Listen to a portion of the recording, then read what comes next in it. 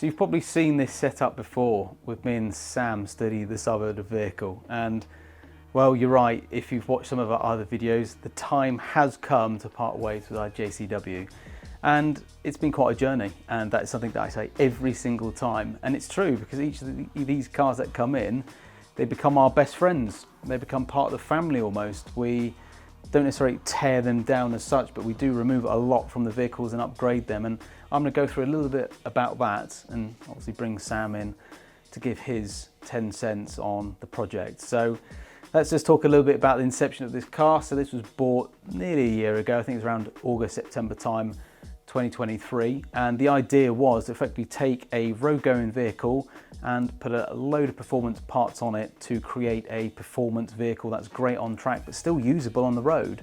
And being honest, I think we've nailed it. I think that was the brief, and with some fine choice modifications and a bit of to and fro in between what I think is right and what you think is right, we came up with this selection. So here we are, Sam. So how do you feel? Oh, it's gutted, we can get a Clio back now. Oh no, happy days. No, that's definitely not the route we'll be going back. I can promise you that now. However, it's been a journey, shall we say. So going through the upgrades, I mean, obviously we've done a lot with this car. You guys would have seen it if you followed the project. We've gone through every single element of it, and the car wasn't old. It had done 4,000 miles maybe when we first got it, and we've upgraded suspension from bushings, anti-roll bars, braces, lowering springs, top mounts, rear adjustable arms. There's just been a whole host of suspension-based modifications, as well as brakes, discs, pads, lines, engine bay work from intake, exhaust, and then some visual aspects as well, from the carbon fibre to the rest of the body kit and interior. So it's been through a massive, massive transformation, and it's been really enjoyable for me to watch you work on the car. Has it been enjoyable for you actually doing the work on the car? As with any newer car, it's certainly been easier to work on than some of the other stuff I've had the misfortune of spannering on. So it's been much like any other BMW brand car to work on, and being so new, it's been clean, lacking in corrosion, which is always a bonus. Makes it a bit easier. We've been certainly got fairly familiar with the underside of it across the time, but it's been good. It's been a good project. What do you think then, summing it up, what has been the best modification, bang for buck, and what do you think has been the hardest modification to actually undertake? So, what do you reckon to that? I'll put you on the spot. None of this is rehearsed, by the way. So he's actually. I would say probably the best bang for buck is going to be the front top mounts. Yeah, that's a good point. Which also one of the easiest things to put on. Yeah, that's a good point. Transforms the handling. Which helped a lot with the understeer. Yes. And then probably the hardest thing, although one of the lower cost options, was the roll bars, purely because they require so much off to get to. Yes. But again, transform the car in terms of stiffness and turning. But and we had to modify the rear one as well before it went on. Of course, a little bit of tweak to make that fit just right. There's pieces to be done there, but I think that just about covers it. I mean, there's not. I'm just trying to think what else there's been. Well, there's been obviously a massive undertaking, but I guess for me, point of view, there's a couple of things that I personally get quite a bit of enjoyment out of. One is the exhaust note, because from factory, if I'm honest, it sounded pants. It had very little voice. It sounded so muted. This is Mini's version of their hot hatch. It's sticking out 230 odd brake horsepower. It's a quick car in its own right.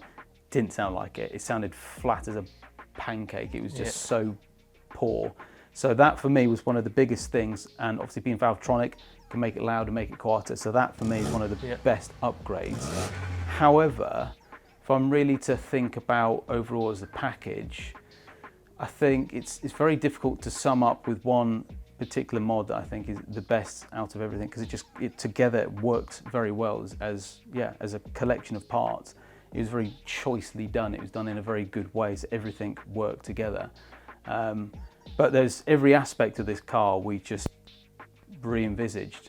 Everything from the top mounts to obviously give some more front end to anti-roll bars and bushings. So yeah, a lot's been done. It's been a very impressive journey, taking a car from what is effectively road spec to track spec. And as I said, the thing I need to reiterate is it still retains its ability as a road car, and that's very difficult to do. Yeah, so well, we checked with the dog and he said it was all right. Yeah, the dog's had many miles in the back there and he says it's still fine and comfortable. So yeah, it's great project. We've enjoyed it. We've put our own touches on it. So although a lot of the parts we've actually bought from manufacturers, Powerflex, FI, Armour Speed, to name just a very few in the grand scheme of the project. We've also developed our own carbon fibre parts, which you guys still get to enjoy, and those are exclusive to ourselves because we design, make, produce them, and that's very cool.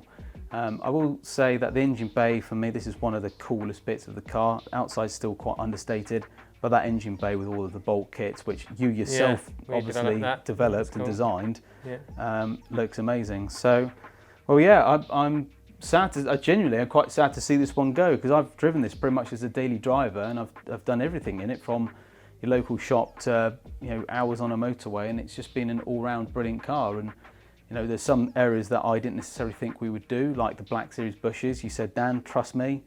And I'll be honest, when I clicked the order button with our manufacturers and suppliers, I was a little bit dubious, but it works. So I'm pleased with how this has come through. So only final things is, if you guys at home have watched the whole series, thank you very much, we appreciate it. The reason we make these videos is purely for you guys. It's not because we enjoy necessarily having a conversation about it, although it is good fun.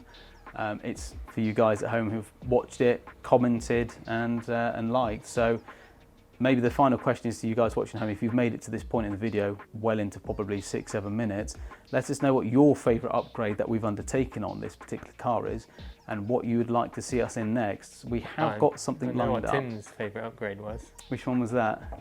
Oh yeah, the LED DRLs. Yeah, the man behind the camera, Mr. Tech, that was the thing that gave him the fizz, shall we say. So yeah, brilliant project. Again, thank you very much. I need to give you a fist bump for your hard work and efforts for this car. We've taken this on track, and obviously that's part of the reason of what we built this car, was to showcase what you can do on track. And we set down a benchmark lap time wise. We went back there and we smashed it with everything thrown at it. It's a very capable little car, and obviously still haven't even need to remap it. So it's been a good project. So I'll leave it on that. Any final words before we sign off? Time to go Clio shopping then. Oh, apparently that's what we need to do. So until that time, we'll see what happens next. But again, thanks for you guys at home.